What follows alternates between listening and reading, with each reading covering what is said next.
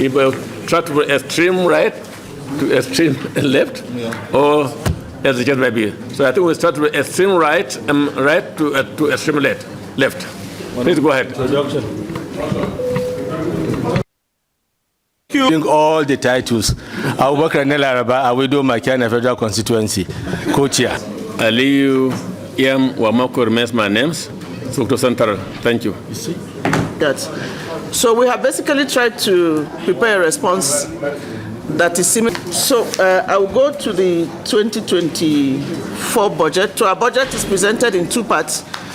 We're funded from the budget, so there's our operational budget, and then there's the debt part of it, which is also a part of the budget, the new borrowing and the debt service. So those are covered, which we do on behalf of everybody, like I usually say, on behalf of the government and people of Nigeria. So we'll just speak to those, but let me start with the operational budget for 2024, meaning what was in the Appropriation Act for the agency. So in 2024, we had an appropriation of about 1.698 trillion naira. And if we look at it, we will see that most of it was for personnel. That has been the trend with the DMO budget. About 70% is always for personnel, some overheads, and then a little capital. But again, let me thank you, because this has been the largest amount we have gotten in the history of the DMO, even for capital. So we're very grateful. And if we look at the section on utilization, out of the 1.698 trillion, what has been released is 1.393 trillion, and 1.356 trillion of that has been expended. So the DMO, like I said, personnel is the largest item. The DMO has been on IPs for many years. So any expenditure related to staff remuneration, the NHS contributions, those are handled by the Accountant General. So monies are not released to us for that one. So for 2025, whose budget is under consideration, the DMO has a significantly enhanced budget. Again, I should thank you for that. And we'll see that a lot of it is in capital. This is the first time we're having this kind of budget where there's provision for capital. So what is in the budget is about 3.42 trillion naira. Personnel, of course, takes about 1 trillion of that, and then capital is 1.504 trillion. So this is what is under consideration by the National Assembly, which the President submitted. Okay. So for 2024 as well, since we are reporting on 2024, the DMO is responsible for debt service. So we not only keep the debt records to say this is the total debt stock, we're also the ones who process debt service. Again, the budget has about 3 lines for debt service. Domestic debt service, meaning all our local borrowings, and external debt service. So if we look at the table, that's table 3 now, if we have it, the document before us, it shows that 8.27 trillion was approved in the 2024 Appropriation Act. So when we say debt service, we are referring to all the borrowings, whether it is FGN bonds, whether it is World Bank loans, whether it is Euro bonds, everything that we have borrowed. So a provision was made for 8.27 trillion naira. But when we look at the actual January to December,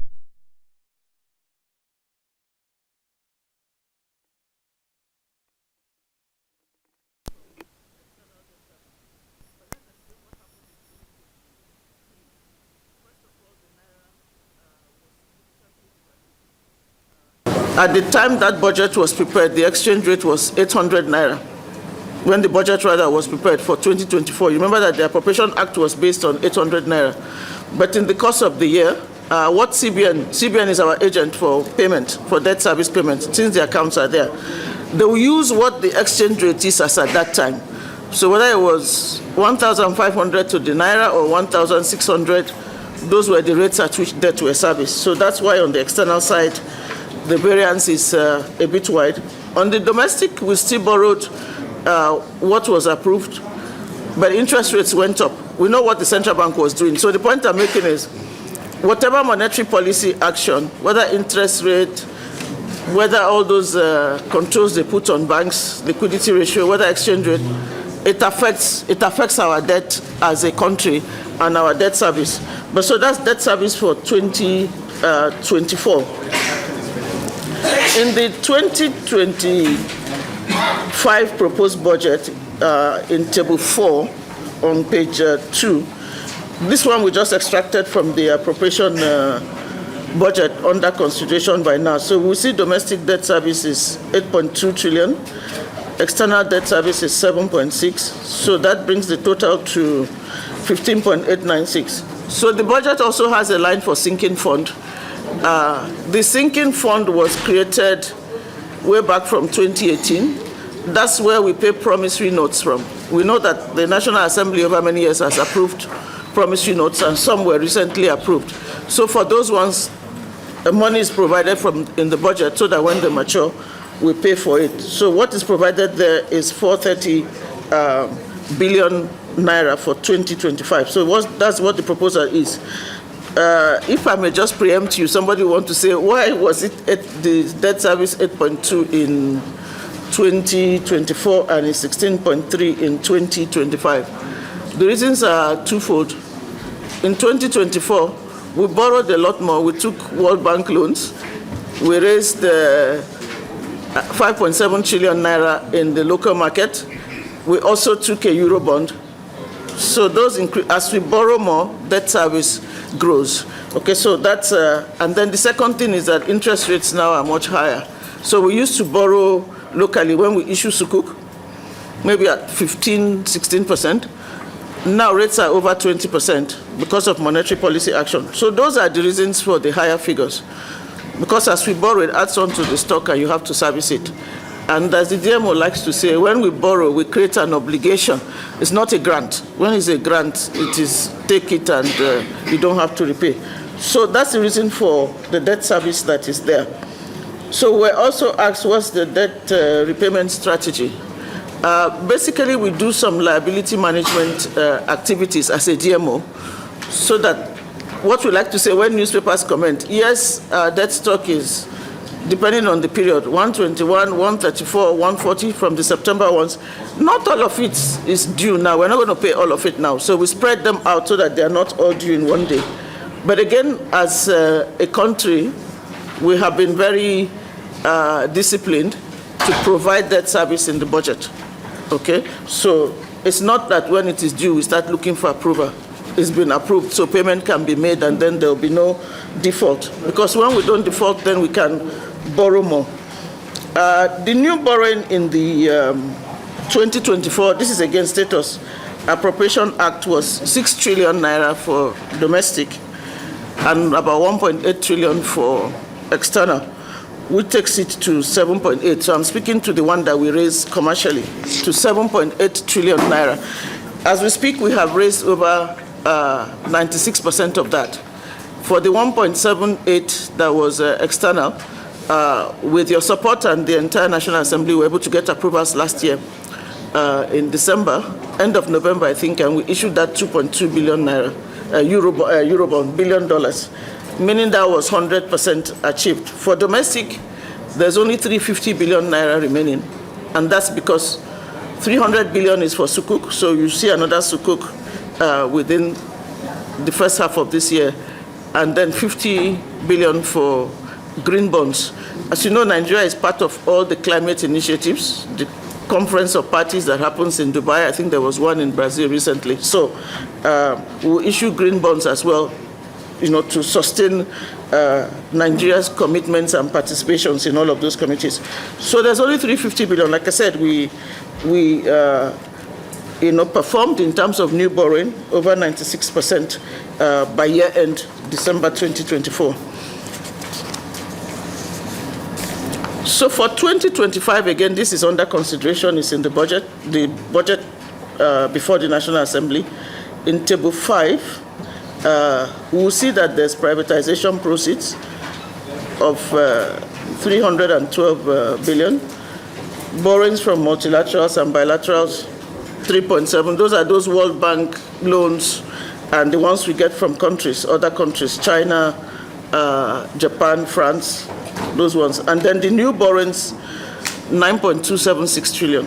Okay, so those are the ones that the DMO goes out. You see us issue Sukuk, treasury bills, savings bond for individuals to invest in, and then we do Eurobonds. So if we go to table 6, we will see that breakdown, how the 9 billion is broken down. So you can see for external, we have 1.8, which is similar to last year, meaning another $2.2 billion, and then 7.4 trillion naira. Last year it was 6 trillion. The previous year it was 7 trillion. Now we're back to 7 trillion. Okay, so that's what it is. So for the domestic borrowing, once you approve the budget and the president signs, you will see that we start borrowing. But for the external, we come back to you like we did in November last year, because the DMO Act says you have to give us a resolution approving the terms and conditions. So what are the plans? The business the DMO does is to raise funds for the government based on the budget or any other approvals that we get. The second business, of course, is to manage the public debt. And I think over the years, the institution has done well in that. After we exited the Paris Club in 2005, 2006, as a country, we have serviced our debt, which is why we can still be borrowing. We know that there are countries that can't borrow again because they have defaulted recently, and a number are in Africa.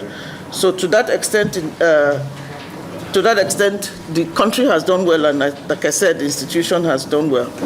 For domestic borrowing, what we usually say is what we borrow in the market. Every quarter or every week or every month, you will see a DMO advert in the paper. We're offering FGN bonds. We're offering treasury bills. When it's time for Sukuk, you will see Sukuk. When it's time for green bonds, you will see it. So that's how we raise the money for the government. Each product is for different tenors, and it appeals to different investors. So some are for pension funds, some are for banks. Either way, we put all of the money together and pass it to the Office of the Accountant General. Between that office and the Ministry of Finance, that's where appropriation is done. Okay, that's where the access to the Consolidated Revenue Fund and the Capital Development Fund are. So our job ends when that money goes. So for external borrowing, after COVID, actually when COVID happened and it became difficult to borrow externally, we started looking at, apart from Eurobonds, what else, how else can we raise monies? So we looked at loans from banks, we looked at export credit agencies. I'm sure we're all familiar with the Chinese Export Credit Agency. There's also the United States Export Credit Agency. What it is they can give you money slightly cheaper, and it will be tied to a project. You don't just take it and then, expend it as such. So we get monies. What we do is to say, let's start with the cheaper ones if we can get them. If not, we then end up with commercial, which is where Eurobonds come from. So that's the plan for raising the money. So we'll come back to you after the budget has been signed into law for the external component. And I think having done the other one in December, there's comfort around, okay, Eurobonds work. We started issuing Eurobonds in 2011. So this time, there'll be probably a bit more time to process the approval. So we'll come again to you. Again, it goes through the minister to FEC, and then it comes from the president to the National Assembly. So again, like I said, it's based on the budget. So while we work with figures and we talk about borrowing and debt service, we actually have a medium-term debt management strategy. So when you say go and borrow, when I say go and borrow, when the budget is signed into law, it's a mandate to go and raise the funds. What we do, we have a strategy every 4 years that tells us how we raise the money. Will we borrow for 5 years or 3 years? Will we do Sukuk? Will we do FGN bonds? Which one is good for government? So there's a strategy that guides that, and it has targets. So some of you may have had debt to GDP ratio of 40%. That is very popular. Okay, it's coming from that strategy. So with that strategy, we benchmark how we're doing. So that document is being updated now for the new MTEF. The source of data is MTEF and other agencies like Central Bank, the National Bureau of Statistics. So it's been updated. When it's updated, that's on page 4. we will submit it. We also have a debt sustainability analysis. These are World Bank templates, and we work with them to develop it. So the debt sustainability analysis, and we have 2 experts here at this, in fact, all these 3 people here, we try to say, looking into the future, given where we are today, export revenues, crude oil production, right? All those things you look at, interest rates, exchange rates. Over the next 10 years, can we service our debt? That's what sustainable is. Can we service our debt without being choked or without having to borrow at very expensive rates because you are desperate? Okay, again, that will be updated with the new MTEF. MTEF is a source document for us because that's where the projections are, the figures, GDP growth and all of that. So when those have been updated and processed for approval, we'll make them available. But let me quickly say that one of the points the DMO has been making, let me just use this opportunity to say, we've been advocating for a number of years for revenue growth. Because if we look at the budgets, successive budgets, we basically have an expenditure, some revenue component, and the difference is all borrowing. That's why debt stock has grown. That's why debt service has grown and is growing. So we are advocates for revenues. We are also advocates for PPPs.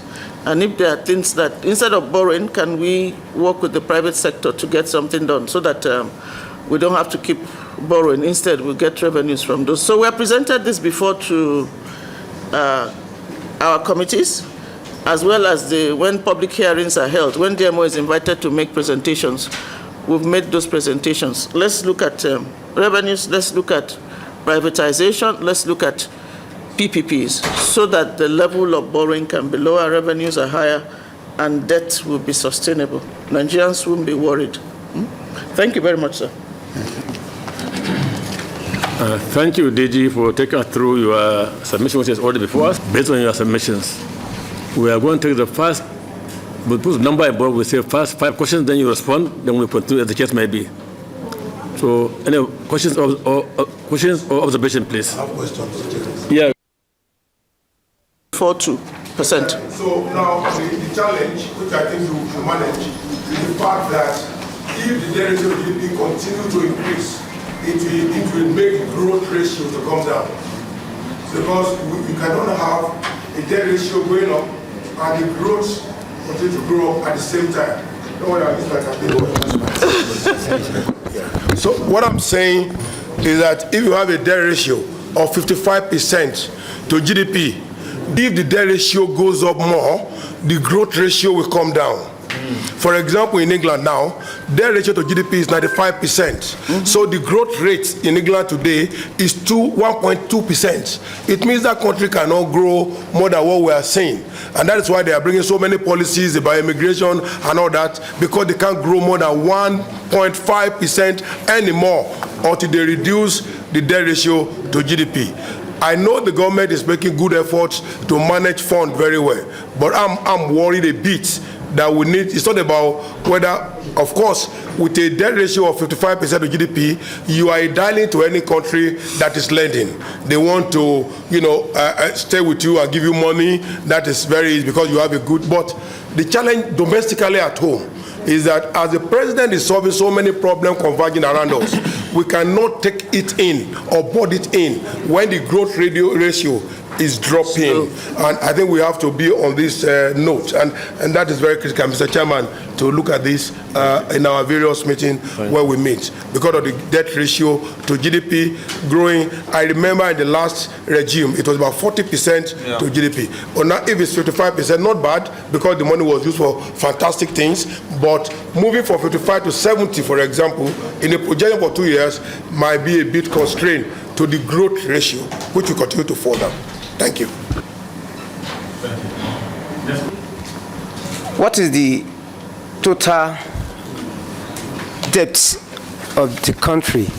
Because we are only talking about the servicing of the debt. The principal amount is not stated here. That's what my question.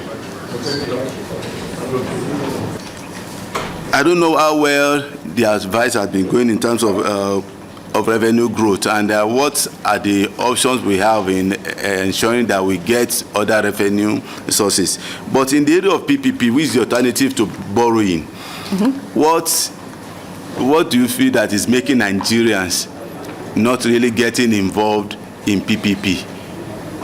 Because we can't say Nigerians don't have money, but how many of us are really getting involved in ensuring that we take over some of these functions instead of even getting it to foreign countries, inviting foreign investors who might not have the nationalistic interest of the country at heart? So those are the few questions I have. Thank you.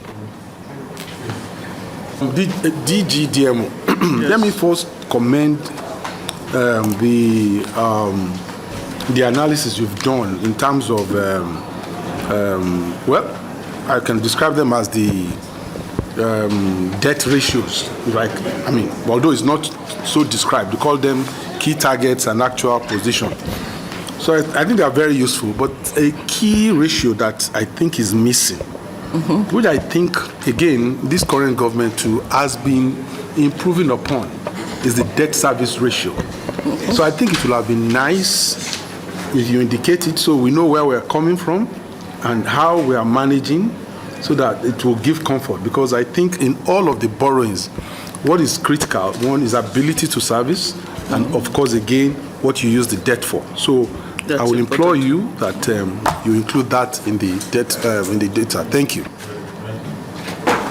We have it. Take the first 4 questions, even one of the observation. There are 3 questions. Please go ahead. Just so you. The first question was debt ratio and how it affects economic growth. That is true, but not always a straight line. And I say that some countries have been in recession and are just coming out because of a number of factors: COVID, Russia, Ukraine. Otherwise, those were countries that were growing, even with large debt. So I agree, we shouldn't allow the debt stock to keep growing. And DMO has said this very publicly at the National Assembly and at meetings internally and to its supervisory board as well. We can't just keep borrowing. You prepare the budget, you get the deficit, you hit it with borrowing. No, we've made that point. So we agree with you on that. But I just wanted to present some figures as well from other countries. These are World Bank data. So if you look at some of the advanced countries, and these are not figures of, not last year's figures, because they haven't published those ones.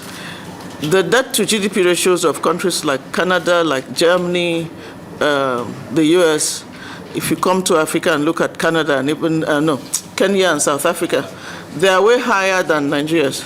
Some are over 100%, okay? But nobody is calling them distressed. And the reason is that point about revenue. So, and they have been growing. Okay, but when you look at their revenue ratios, their revenues to GDP, Kenya, that is not so far from us with the same rating, is 15%. South Africa is about 18%. At that time, we were battling with 9%. Okay, is that component that we are missing? Revenues must grow. Borrow for infrastructure to create jobs, growth, but on the other side, you have to be growing revenues. So that's the picture of those countries. Their revenues to GDP are higher. And I believe those are, that's one of the initiatives His Excellency the President has put into place. I believe the target for the Presidential Committee on Fiscal Reforms and Tax Policies to get that ratio up to 18%. Have we crossed 10 slightly? Yes, we're at 10%. That's the mandate, to go to 18% and then get to 25% at some point. So revenues are very key for debt, okay, apart from growth for debt. We missed the figure on debt, but it's actually published quarterly, but I read it. Sorry, we didn't include it here. So we just published the debt stock as at September 30th. So we reconcile the figures with Central Bank Accountant General. So by the time we publish, you know that they've been reconciled and they are accurate. Because they are payment agents, they receive our monies and they also process the debt service. So as at September 30th, the debt stock in Naira terms was 142 trillion naira. So that includes the federal government, the 36 states, and the Federal Capital Territory. But I also like to add that when you put all the 36 states and the Federal Capital Territory together, they account for only about 10% of that figure. So it means we should be looking at each other here and know that we own most of Nigeria's public debt, okay? So it's on our website, but it's 142 trillion naira as at September 30th. In US dollar terms, it is $88.89 billion. So for December, it will certainly be higher because there's a 2.2 billion euro bonds that we issued. There was also a disbursement by the World Bank. You know, you approved 1.5 billion US dollars. So 750 was disbursed in Q4. So that's how the figures increase. They come from those borrowing activities. Am I correct? You got 750 in November. Mm-hmm. So to be higher, but this is what it is now. And this figure is in the public space. So that's for advising government. The DMO does that. It's part of our work on debt sustainability. In fact, in recent times, he has chaired, so a committee prepares the debt sustainability report. We've had to move away from just using that World Bank template to include a section that looks at, apart from these templates, what is our own reality? How much revenues are we really generating? What are the constraints? So we've added those and actually went as far as advising the budget office some years back. Can you please prepare a revenue-based budget as opposed to a big budget, small revenue, and big borrowing? If we go back 3 years ago, I think, the total budget was 21 trillion naira. 10 trillion out of that one was new borrowing. Doesn't happen. So these are real figures. I think in the course of this year, last year there was a lot happening. We'll be able to talk a lot more about how borrowing affects debt service, affects several other things, and what to do. We will have that time to do that. So I've advised them. The questions you asked, sir, on there's already a committee on fiscal reforms and tax policy, so I think they're doing a good job there. The issues around PPPs, the government has been trying to address it and is still addressing it. At some point with the previous administration, it was like when investors are coming, whether domestic or international, they want to be sure what are the procedures, what are the rules, what do I need to do? And they don't want to go from one office to the other or one agency to the other, and 1 year they're still shopping around. So there was a circular issue that I think vested those powers with the Bureau of Public Enterprises. Go there and you'll get the information. Second point, which I know the government is working on also, if somebody is coming for PPP, not only should the process and the institutions concerned be clear, but surely you should package those projects for them to see and say they're interested in it. Then they can ask questions and take it. But those are beyond our remit, but we'll talk about it. Distinguished Senator Abiru asked about debt service. You're right, so debt service to revenue ratio for January to September is 61.99%.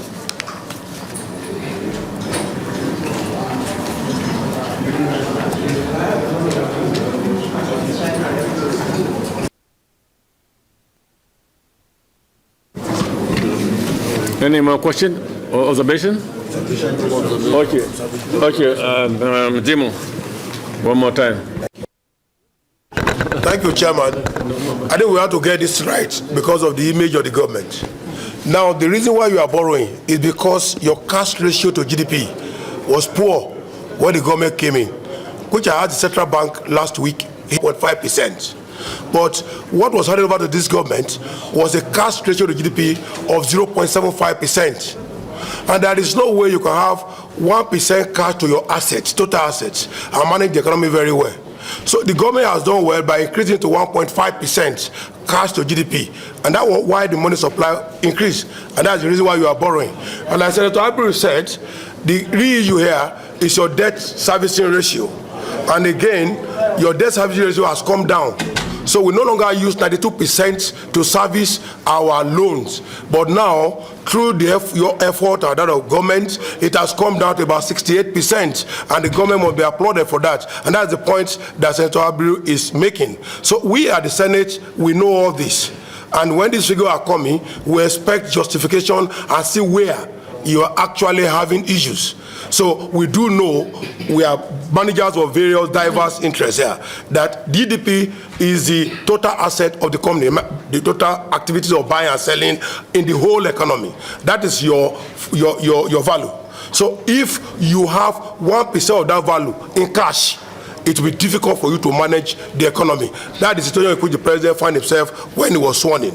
But despite the fact that the cash ratio was 0.75%, it has increased as of today to 1.5%. And that is where the revenue to debt ratio is now becoming more interesting. And I think that those are the submissions that should be on the premise of your introduction. Thank you. Thank you. The United States of America, in 2008, when the global recession hit, they borrowed over 880-something billion to cushion the economy and bring it back to its standing. However, one of the things that we have noticed that is quite prevalent all this while that we've been holding sessions with government agencies is that their recurrent expenditure always takes absolute precedence. And then when you check their capital, you find out that the capital is barely 20-30% of what that recurrent is, personnel and overhead. My question to you, as someone who I believe is also an economist, will this country ever develop substantially if capital projects that is supposed to generate activities that will stir the economy, provide employment, have strengthened the private sector, strengthen our economy by way of strengthening our currency? If we continue to spend more on personnel, recurrent expenditure, salaries, and less on capital, will we ever grow? Thank you very much. DG, please go ahead, answer. Gone out, but we concur that debt service to revenue is improving and can get better as revenues improve. Coming back to the specific question, I think, Honorable, nobody would disagree with you that investment in capital does not generate growth or employment. I think that's a truth from development economics. And when you look at when countries go into recession, those are some of the things they do immediately. They begin to spend and all of that. And Nigeria did do that at some point with the economic recovery and growth plan. Borrowing was high in those years because government wanted to do infrastructure to employ people for the economy to grow. So there's no dispute whatsoever. So the point about the structure of the Nigerian budget, I believe we've been around a bit. So we all know that for some years, government wanted to keep the capital component of the budget at 30%. So I think the challenge is revenue. Your payroll, there are some things that the former DG of the budget office said they are fixed. Your payroll is there, you have to pay the people you've employed. The statutory transfers have to go. So what is remaining? So I think the challenge is still revenue. You need revenues to cover your recurrent. Which also points.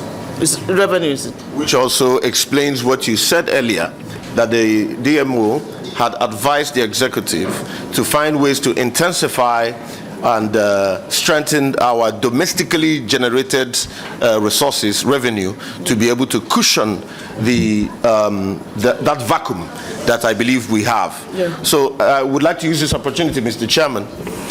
If there is no any other question, Chairman, with your permission, I want to move that this meeting should adjourn. Senadine.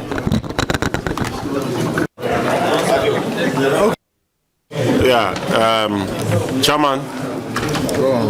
Chairman, can I second? Can I go ahead? Okay, thank you so much, Chairman. Wish an honorable committee. I so move. Okay. Ruleri 2, Federal Constituency. I'm from Lagos State. I hereby second the motion as ably moved by the distinguished senator that this will be our working document. I so move. Thank you. Constituency, and I'm from Lagos State, the Center of Excellence.